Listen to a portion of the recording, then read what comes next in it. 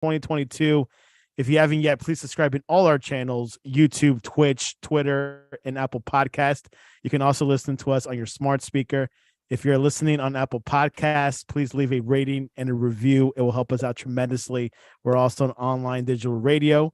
You can also visit us on our website, thesportscast.net, and on Twitter, thesportscast1. Check out our app for iOS, the Sportscast. France, consecutive World Cup finales, just beating Morocco 2-0. France is back in the World Cup final, this time playing against Argentina. And join us today for this World Cup coverage, Hal Phillips, author of Generation Zero, Jaime, Fernandez, and Asa Smith from Touchlines and Touchdowns. Welcome to the Sportscast. Thank you, Santiago. Great to be here, Santi. Good to see all you guys in the panel. I know each of you guys had your separate days. Hal for Monday, Hal for Wednesdays, but also after the USA games. Jaime on Wednesday, Asa for Mondays. Francisco couldn't show up. He's working tonight, but he comes on Fridays. He'll come back later this week. All right, so the match, unbelievable. France beating Morocco. What were your thoughts over this match, Hal? Well, I think everyone was afraid, or at least curious as to what would happen if France scored first and Morocco was going to be obliged to attack a little bit more. And they did give up an early goal. And I thought they played brilliantly after that. They really forced an incredible tempo on France. France just took back and absorbed it all and countered very effectively. But Morocco had a bunch of chances to score themselves. It was an amazing performance, especially seeing, when you consider all the guys that Morocco had out. And of course, France had 6 starters out themselves, but we expect them to have more depth, and their depth did win out, I think, in the end. Jaime, very intuitive of this Morocco team. You're very familiar with some of the players. They beat Spain, of course. You're Spain. What were your thoughts over this match against France? Why couldn't they just go to the extra mile and beat them? But what were your thoughts over this match? Well, it was definitely a great game. You hear me? Yeah. It was definitely a great game. We all see that Morocco has more possession. They have shots, they have opportunities. And at the end of the day, I think what I'll say, it was even better that France scored, because the last thing I didn't want to see is another game of Morocco kind of getting very into a block, defending. So I'm glad that France scored quick, so that way we saw a different Morocco probably that we haven't seen, having more chances, going a little bit more crazy, attacking more into the wings. And definitely, discovering that is, I think, is more than just a surprise. I think you put right now Morocco to play against any other team in the world, and man, they can do it. They prove it that they can do it. That they prove today that they are not only good defending. They prove that they can, if they want, they can have their chances. But of course, I think the biggest mistake, well, not a mistake, but the lack for Morocco is that maybe they have a good 11-star team, but when it comes to the substitutions, I don't know what happened with Nesiri. He substituted him so early in the game, and you can tell the guy that came after Nesiri, he's not as good as Nesiri. So I think that was the biggest problem for them. Yeah, substitutions become a big issue in this World Cup. Of course, you got 5 substitutions you could do. Previously, it was 3 to 4, but Morocco was not able to handle the changes and things like that. But what were your thoughts over Morocco, Hal? Do you think they just couldn't match up with this big France team? No, I thought they played them toe to toe. They had, the injury issue was huge for them. They had the 2 central defenders, one of whom didn't play, and they tried to play this Saiss. He went about 20 minutes and had to come off. And when he went off, they did start 5 in the back, but then they went to a 4-1-4-1, and they were dangerous the whole time. I think one of the things that I noticed was they got to the byline a lot in this game.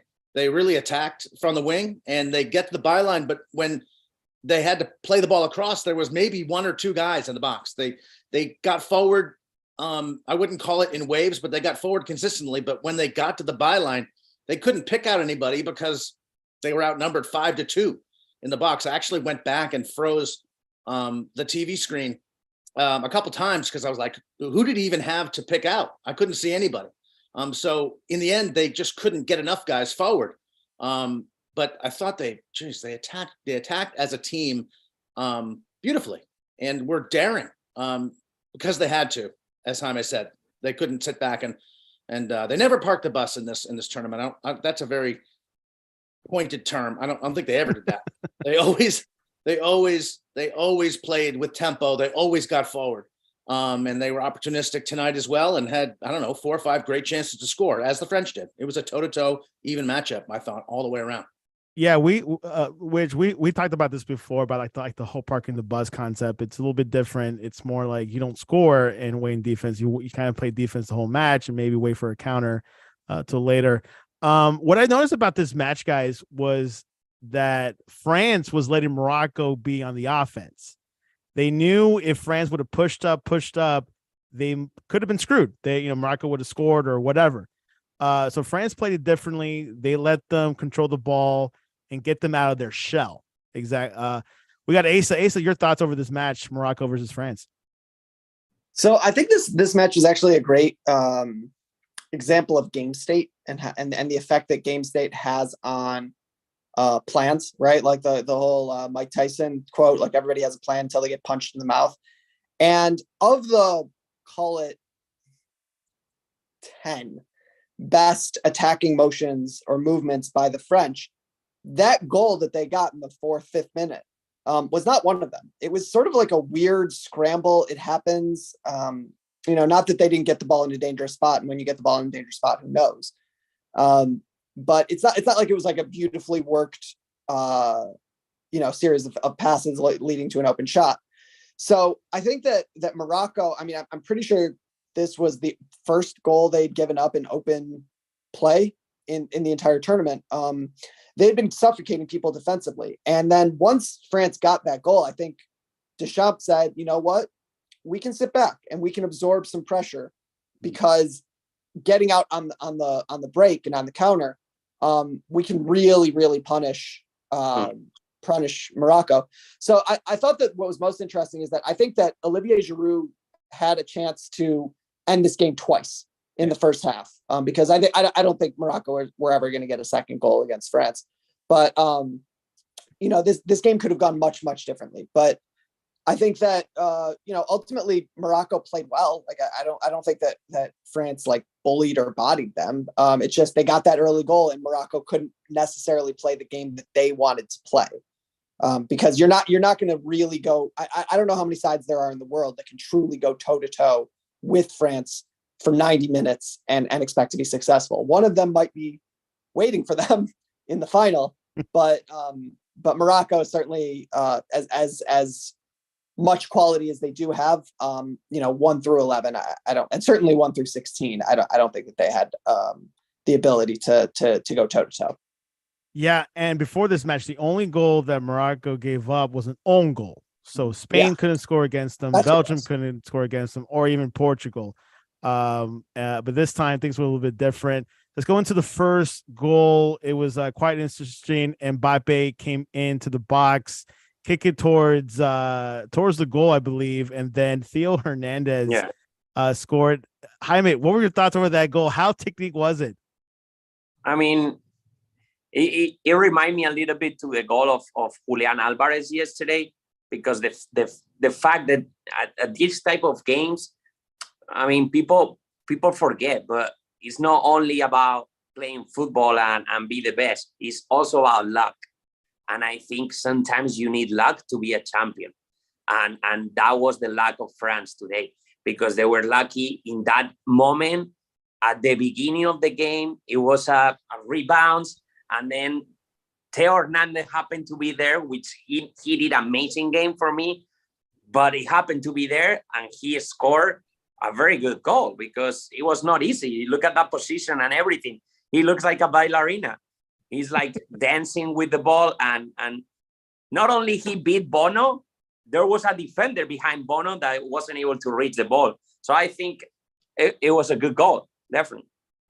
Very acrobatic. Of course, Theo Hernandez came into this World Cup because his brother got injured in the first match. I believe he got an ACL torn. So, interesting situation with the France injuries.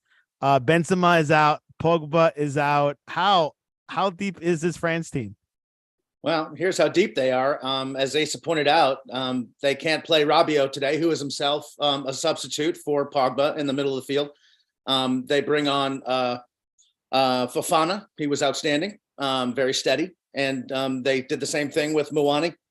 At the end of the game, they bring him on. He scores the second goal. I mean, I don't even know. I know Muani is because I know Tottenham is chasing him. He plays for Frankfurt, and I'm a Tottenham guy. But that's the only reason. He's 23 years old, and French just have these guys by the dozen. It's a little ridiculous. I'd like to hear from Deschamps at some point. You know, we didn't have a chance to read up, and I hadn't listened to any comments really about the game yet. But you know, Ace's point is well taken. Once they scored that goal, it certainly makes sense to just sit back and let the Moroccans come at you now, and you can counter them to death. And you could see that the Moroccans are absolutely petrified every time Mbappe got the ball out on the wing. They had 4 guys converging on him because they were determined never to let that happen. But you know, the French have so many guys that they can go. I thought Konate was incredible today. He was everywhere, playing defense, getting into the box. Correct me if I'm wrong. Did he play in the group stage? They played Varane and not Konate. No. Well, he played against Tunisia, I think. Yeah. Okay. I missed that game. That was the one that I didn't watch because I was watching the other group stage game. But you know, just the idea that you can bring a guy as good as Konate off the bench is just just shows you the difference. We're talking about 2 different classes of roster here. But I do want to say, I thought the Moroccans were outstanding. I thought they were outstanding tactically. This coach, Regragui, he set them up to play defensive. They give up a goal. He changed it, and they carried the play throughout. And this fellow who plays for Fiorentina, I want to make sure I get his name right. Yeah, Amrabat. He was incredible. He really played. He played an amazing tournament, but even today, he played better than any other game. At the end, I read this, and this is fascinating. At the end of the game, Macron, which is the president of France, he entered to the locker room. The locker room, sorry. He entered to the locker room of Morocco to congratulate them for the tournament, but especially Amrabat. He said, "You are the best midfielder of this entire World Cup." He literally said that. And so just speaking on Spurs, Hal, I'm also a Spurs guy. He was rumored last year. So after getting Bentancur and Basuma, he's no longer an option apparently. But Amrabat, he was phenomenal. I think the thing is with Morocco, you look sort of through that lineup and you can see why they're good when they have belief.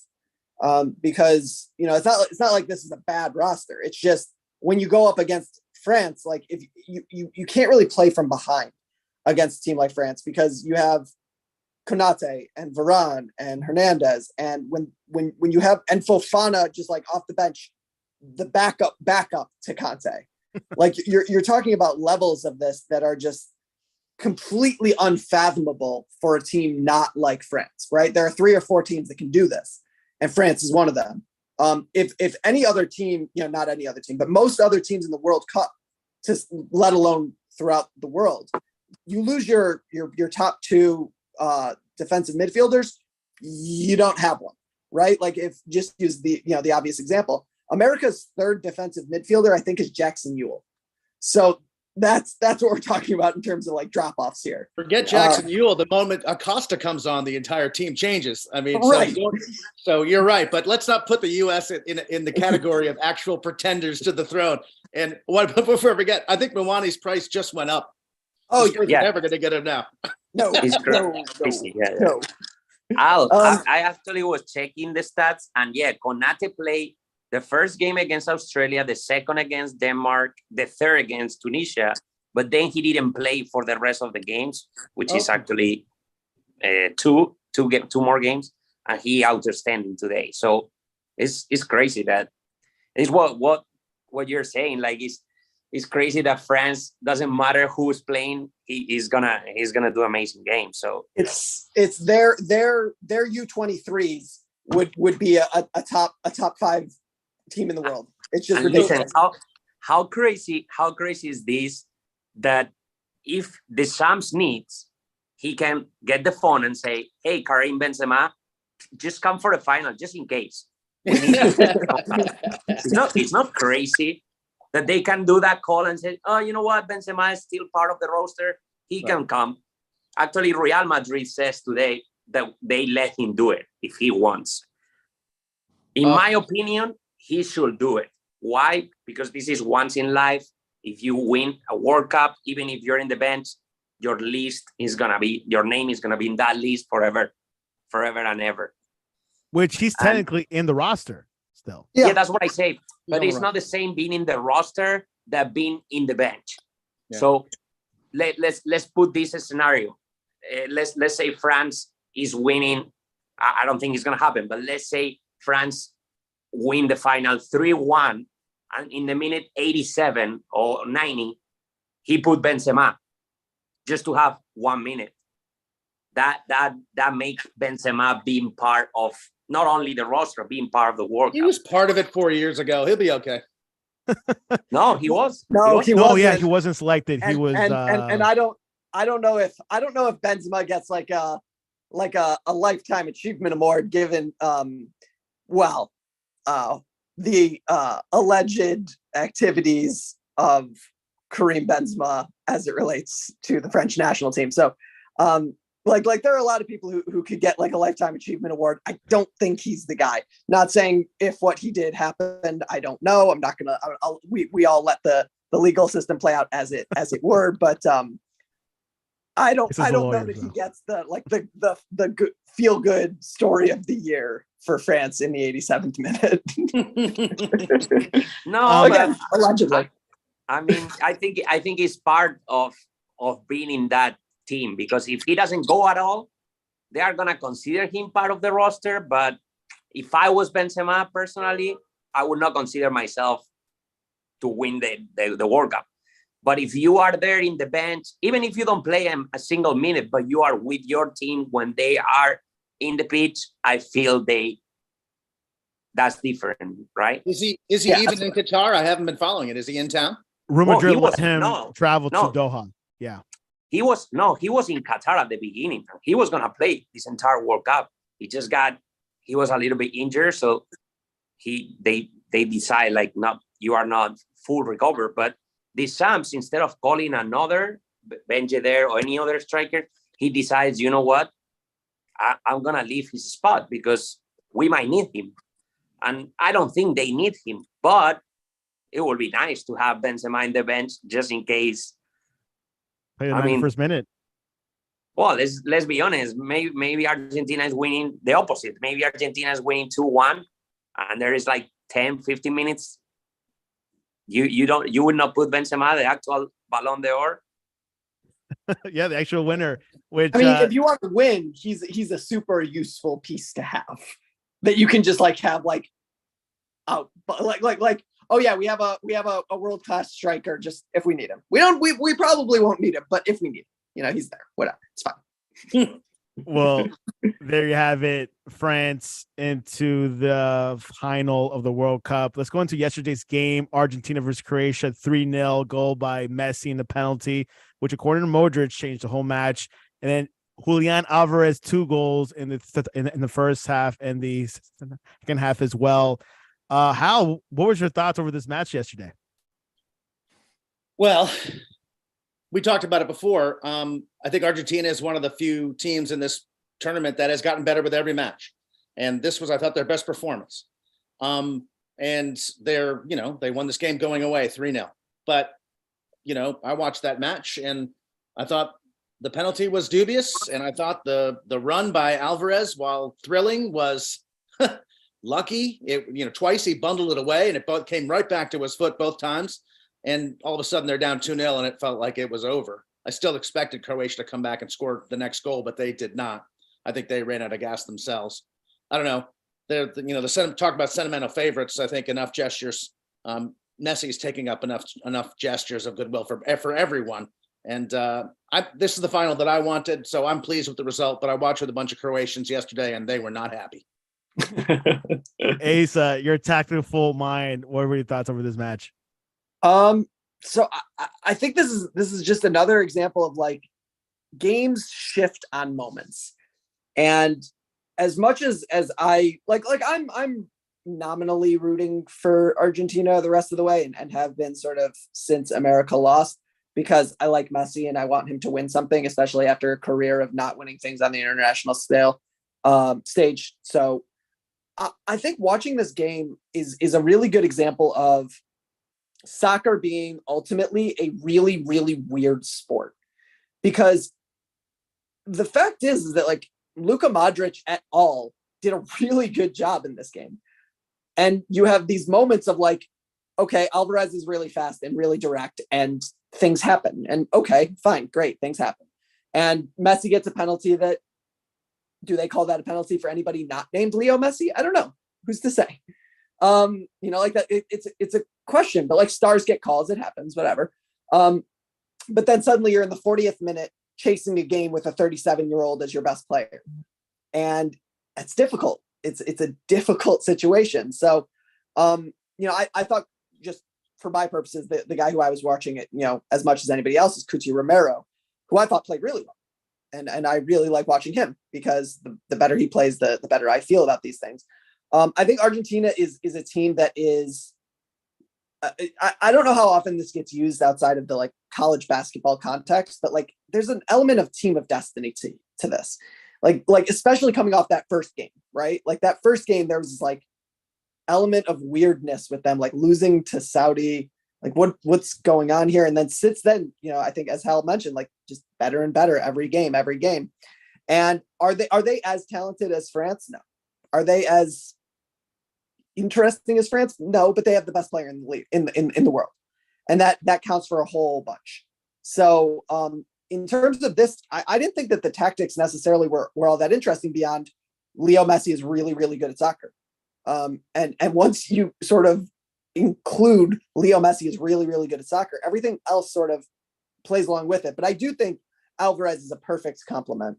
Like having someone as fast and as direct to play off Messi is just really, really useful to have. I don't know if you saw the sort of the heat map, but most of the passing chart, I don't know who tweeted it out. It might have been John Mueller, but the way that Argentina were playing, it was just Alvarez playing really direct, like a wide receiver over the top, just taking the top off of the defense over and over again and giving Messi so much room underneath.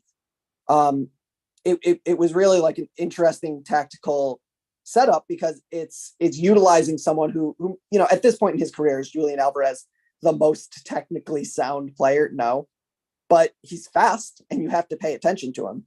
And if you have someone who's fast who you have to pay attention to, that gives Messi all of the room. And if Messi has room, he's going to create stuff. That's what he does. And he did. Also, I think that Josko Gvardiol, he probably lost some money on the transfer value, because I think Leo Messi, he makes the best of us look bad, but he made him look not good in that game. So that's what I'll say. But if you look at this map right here, you can see where Alvarez was operating on that left call it left half space or left hash mark, just direct and straight. And it was a really interesting thing for me to watch. Yeah, look at that heat map. There's a lot going on there. Jaime, this Argentina squad, you follow all these players. This squad looks a little bit different. They say the supporting cast for Messi is delivering versus like the past teams. What are your thoughts over this Argentinian team? Well, there is something different in this Argentina versus other Argentinas from other years is that Messi used to deal his leadership with other leaders. We have Agüero, Higuaín, Di Maria. I just remember the 2014 Argentina, even the 2018. But now, this is what they did. Scaloni understands he has the best player in the world. So he's like, okay, why Barcelona was so good? Because everybody was playing for Messi and everybody was letting Messi do whatever he wants. If he wants to get the ball at this part of the pitch and start doing his things, nobody was going to complain. If he was going to dribble and do whatever he needs to do, nobody was going to complain. So basically right now, Scaloni, he made a team of young players to run, fight, and do everything for Messi. And exactly what as it just said, like Julian Alvarez was like driving the defenders crazy, going from one place to another. And that created more space for Messi to make it happen. And when you let Messi have the ball and make it happen, he's going to do it. He's going to find the spot. And also what happened is that since Argentina scored kind of like 2 goals very fast, Croatia didn't have any other chance. They need to go in the counter-attack. So when you have your own team kind of like attacking, you're going to let Messi more space also. And Messi with the space we already know. Will happen. He can put Guardiola, as we saw, in the worst spot, which for me, he has been the best defender in the entire World Cup, no doubt. But again, like, I don't know if you see how smart is Messi, that he knows he could never beat this Guardiola by he's not faster than Guardiola at this point, because this guy, he's like 22 or 23 years old. He's never gonna beat him in a sprint. But look what he did in that goal that he gave the assist to Julian Alvarez. What he did is he got close to him, and with a couple of moves, he get it out of the way. So it was crazy. It was crazy how good it was, that goal. Like, yeah, very, very awesome goal. And like, it's funny because Messi was holding his left leg twice in the beginning of the first half and also after halftime. So thought he was not 100%, but he did definitely pull it through. And I would say there's 3 names I like about this Argentina squad. Is, of course, Messi. I like DePaul, Alvarez, and my Argentinian friend says, look at Enzo. Enzo has been a huge factor for this team. Croatia, bright future ahead. This might be Modric's last dance, right, Jaime, you think? Oh, it was, for sure.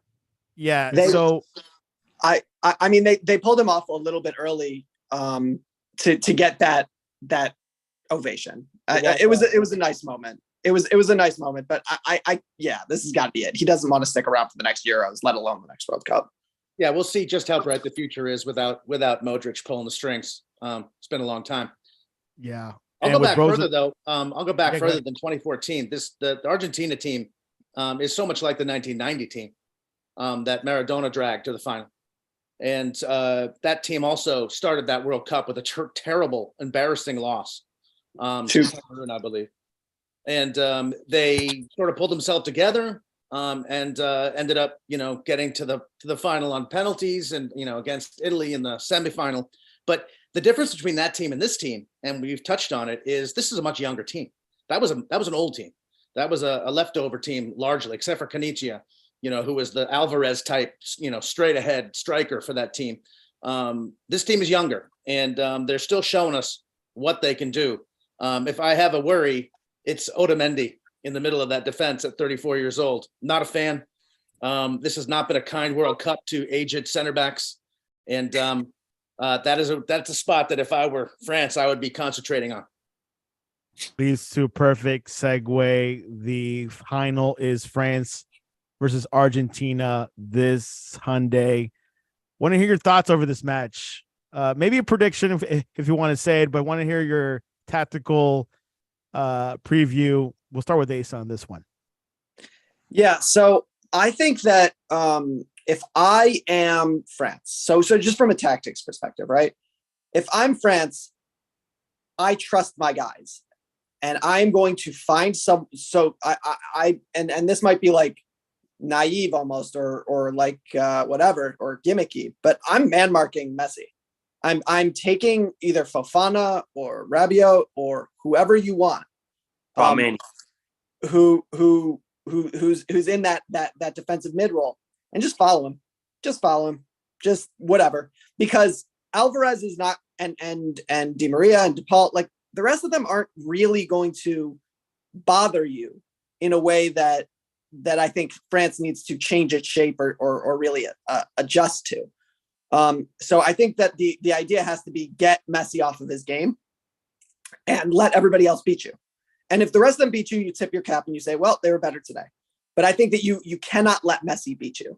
On the other side, I think that Argentina really needs to attack the fullbacks. I think that France has shown a willingness to get forward a little bit with Hernandez and name I'm blanking on right now on the right. Let me pull up the roster a little bit. Sorry about that. Thank you. Conde a little bit less so, but Hernandez has shown a willingness to get forward. And so from there, and Tchouaméni, I think can get sucked up a little bit. I think that there is going to be room in those spaces. And whether that is, whether that's Alvarez or whoever else, I think somebody needs to exploit the spaces that will show up. But it'll be interesting to see if France comes out trying to dominate the ball. I'm interested in that aspect. From a prediction standpoint, I think that I think 3-1. I think that France is going to ultimately manage this game. I would love it if Argentina were able to win, but France is really, really good at soccer, and I don't, and ultimately, like, I don't know how you deal with that. Like there's only so much you can do tactically, because they can, to use a football term, like an American football term, they can play base. They don't have to commit numbers anywhere. So if they do a weird wrinkle, it's not going to pull them out of position. They can just play their game and be better than you on the day. Whereas Argentina needs to hope for some brilliance. Luckily for them, they have someone who can produce those moments. Jaime, you're very optimistic with both teams, I know. I am with Ace. I think France has a little bit of the edge. What's your thoughts over this tactically between France and Argentina? Well, it's going to be a very, very, very, of course, it's a final, a very tight game that where goalkeepers, I mean, I think we can call this the World Cup of the goalkeepers. It's crazy because they've been saving so many chances. And I think Martinez against Lloris, we already have a battle there. Then another battle between Mbappe and Messi. And it's what Asa saying, like, of course, I would not let Messi even try to touch the ball. I will put Tchouaméni there. But at the same time, Argentina also need to find the way not to stop Mbappe only, to stop Mbappe and Dembélé. Dembélé is one of those players that maybe he hasn't shown up yet, but he's one of those guys that if he has his game, man, he can create you 5 or 6 clearly chances during the game, because he's faster, or as fast as Mbappe. Is crazy fast. So I think it's going to be a battle. I think France, for me, is favorite just because, again, they come from not only winning the last World Cup, it's just they know each other from so many years. This group of guys, they've been playing together in the under categories, and they really know very well each other. So I feel France are a little bit favorite, but at the same time, it's all about that Argentina. And, the Scaloni need to read what type of game they need. Because I heard today, for example, they might put Di Maria, they might put this guy. I don't think he's going to change anything. I think he's going to play with that same team that we saw the other day. Because, again, he's a little bit risky playing with so many young players like Fernandez, McAllister, Alvarez. But at the same time, they prove that they can beat Croatia, which it was one of the hardest. Yeah. So yeah. I think it's gonna be, again, for Argentina. I would not change anything, and I will try. I mean, Asa has the key. He just say, if they have Alvarez going to the wings and trying to create a space for Messi, for Enzo, for McAllister, these guys, that second line, they can do a lot. But let's see. I feel like France is a little bit favored. Hal, your thoughts over this match? Well, I'm going back to the beginning of the Morocco match. Had France not scored so quickly, would they have fallen back in the way that they did? And if there's no early goal against Argentina, who will want the ball? I don't see either one of these teams wanting to hold it. I see them wanting to counter the other. And will France, as the defending World Cup champion, as the de facto favorite, sit back and let Argentina have it in the way that Asa describes? They might. They certainly don't have to they don't have to possess it, but I sort of think they're going to. I don't think they're going to want to come back and react to Argentina. I think they do think that they're better. When you play Fofana and not Rabiot, and I guess Rabiot might be fit for this match. Yeah, Rabiot will be back for the I think final. so. They're going to be a little different. They're going to be a little more possession oriented. Fofana was great today, but not the same player going forward, I don't think. And Griezmann, has been tremendous. I'm fascinated to see, how this game shakes out if there's no early goal, because it's not clear to me who wants to hold it. I like Argentina. I like Argentina's youth. I think that they're going to play with this manic energy that we associate with good Argentina teams. And France has not played a team like that yet. I wonder how much, whether they are too proud, to go back to the same theme, to put somebody on Messi, which I don't think is a bad idea, but World Cup champions don't mark other players out of the game because they're World Cup champions. So we'll see. A lot of open questions. It's a dream final. It's the one I wanted. I feel that Croatia got their just desserts because they denied us the Brazil-Argentina dream semifinal that I wanted. So I'm glad they're done. And now we get the game that we wanted to end what has been a tremendous tournament. I can't wait. You mentioned Rabiot. Jaime, should France start Rabiot over Fofana? Yeah, for sure. Okay. Because it's what I'll say. Like, you need a little bit more of possession, and you need that smart guy. Let's be honest. I mean, Fofana would be great if you want Fofana to stop Messi, but you have Tchouaméni to stop Messi and to create. But you need that guy like Rabiot to also be able to get close to the area and create. Rabiot has been a very, very good partner with this guy, with Mbappe and Griezmann. So I feel today they were missing a little bit of Rabiot, but I feel in the final he's for sure gonna play. Interesting flip side to the tactics we're talking about. If you do mark Messi on man, and it's Tchouaméni, just for the sake of argument, well, then you have a defensive holding midfielder who's not where he's supposed to be on the field at all times.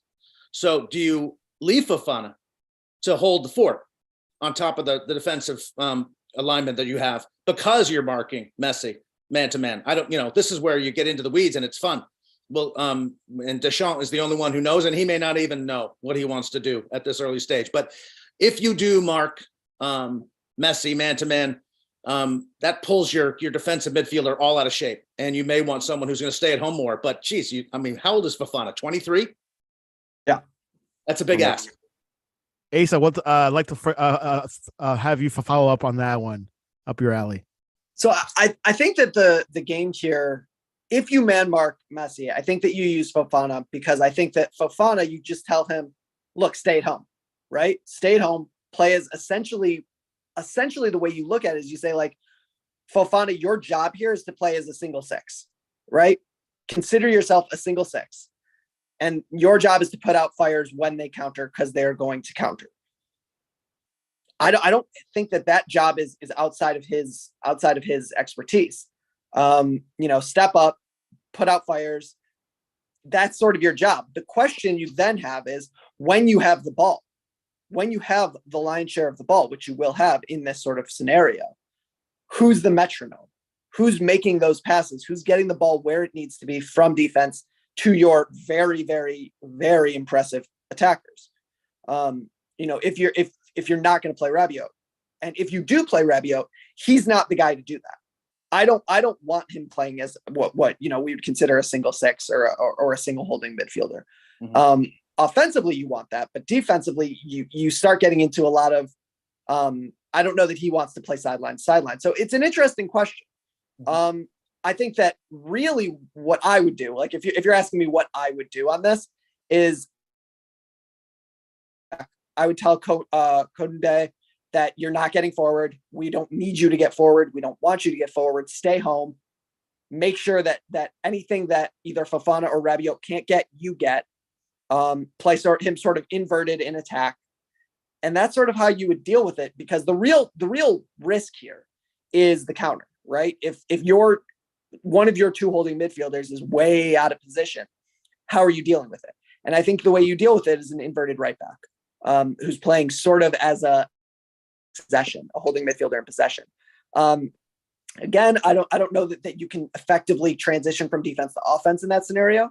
Rabiot does that in a massive way, but that's how I would deal with it. That's what I would say is my attackers are better than your attackers if I can get rid of Messi, and I will rely on my moments of brilliance more than yours. Anything else for you guys want to say on that? No, that was good, man. Santiago, where do you these people? Hey, man, I can spell talent from miles away in California. So we're better than the broadcaster from Fox or television.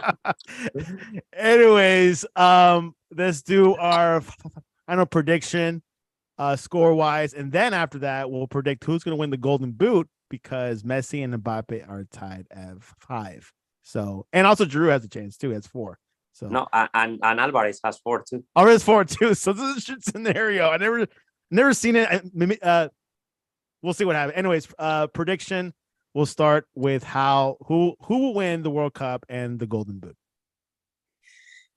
Well, I think Argentina is bummed because Mbappe did not score today. He's due to score. He's going to score in this final. But I think that's the only goal they're going to score. Argentina 2-1. Argentina 2-1. And who wins the Golden Boot? I guess I'm arguing for. Oh yeah, they split it, right? If they each score. Jaime?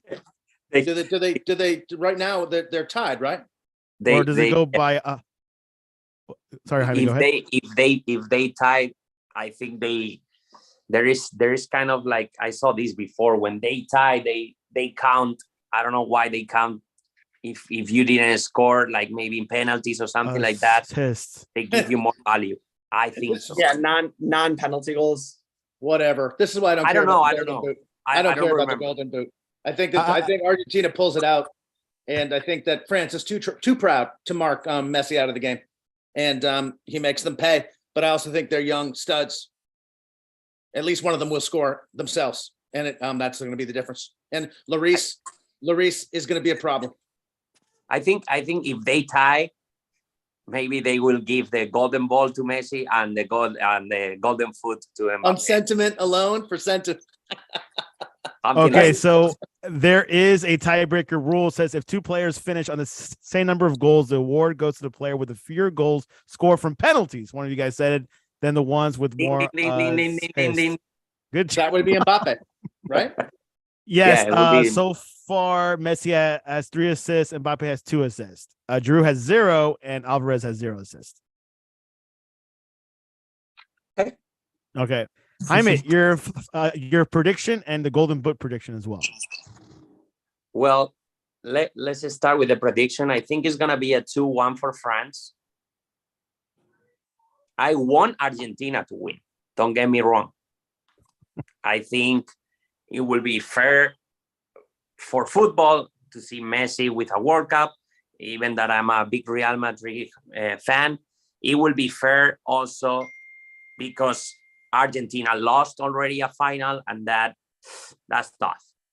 These guys, some of these guys were in that game, So losing 2 final of the World Cup, it has to be very tough.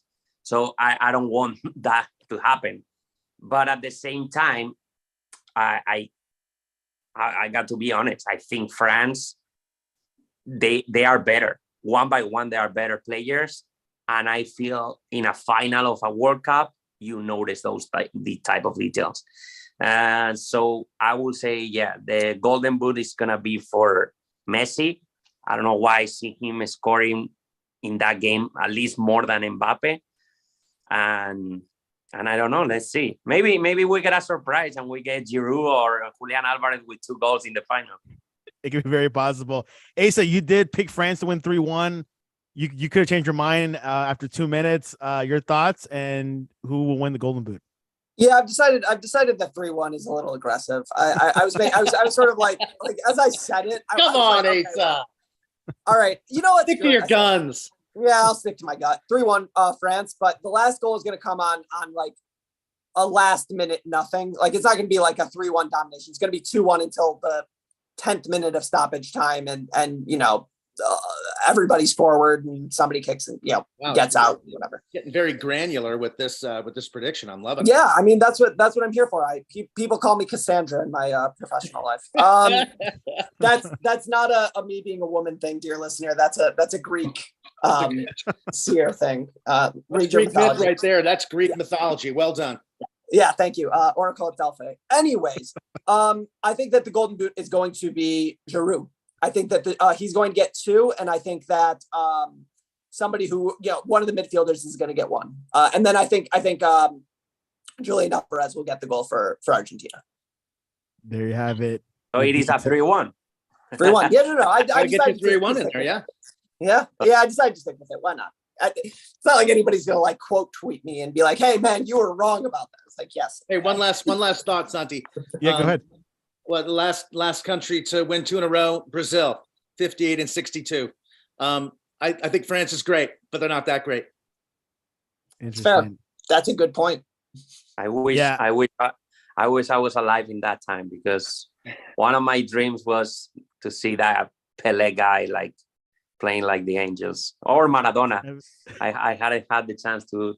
Well, Maradona I saw it, but at the end of his career. So, I mean, you got Messi. It's not bad. It's true.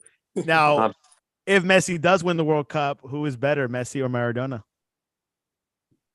The thing is, that's only a question maybe for people that they seem both in the best. True. We are not allowed.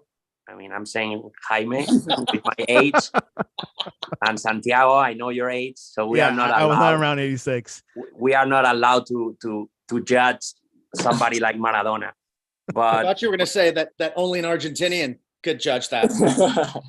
Also, yeah, I'm old enough, but I'm not Argentinian enough. Or at Barcelona fan, because he had the 2 best, Maradona and Messi. and you know what? I think like an important thing to mention here, and maybe this is just like my view of sports in general, but like, you don't have to compare them. It's okay. They were both awesome, and Pele was awesome, and the next one, whether it's Mbappe or probably Mbappe, but whoever the next one is, like, and they'll be awesome, and that's cool. And we got to see Messi, and Messi was the best of his generation, right? So like, this is like my soapbox, so bear with me, but like, I think trying to compare across eras is so unfair to eras, because like the game that Diego Maradona played and the game that Pele played, and even the game that like Michael Owen played, is so different from the game that Leo Messi played. Because the moment that Pep Guardiola did something that Hungary did was, the last time, the false 9 thing that everybody credits Pep Guardiola with, which actually was invented by Hungary in like 1950. Like once they start doing that, it's like, oh, you don't need 2 strikers up top. You don't need a huge burly British guy elbowing people in the face in order to be successful as an attacking side. The game changed.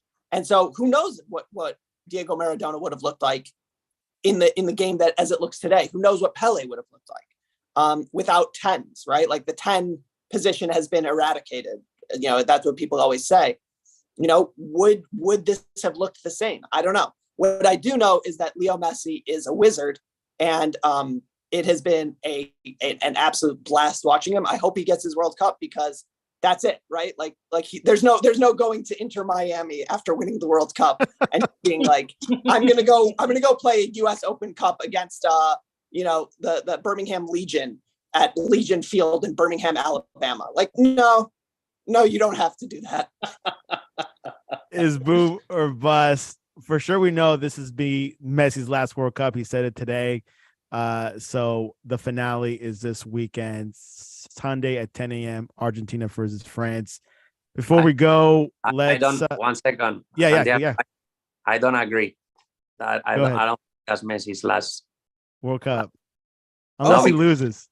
Listen, no, because what if, as a player, we all have seen that these phenomenal players become coaches, and these coaches get World Cups, and they start a new myth. You heard it here first. You heard it here first. Leo Messi, manager of the U.S. men's national team, 2026, wins the World Cup. Bring him north. We'll take it. Well, there you have it. Great talk, great chat. Never had a good time like this in a while about soccer. Let's go into our contact information and tell us about your podcast, book, whatever you want. We'll start with Hal.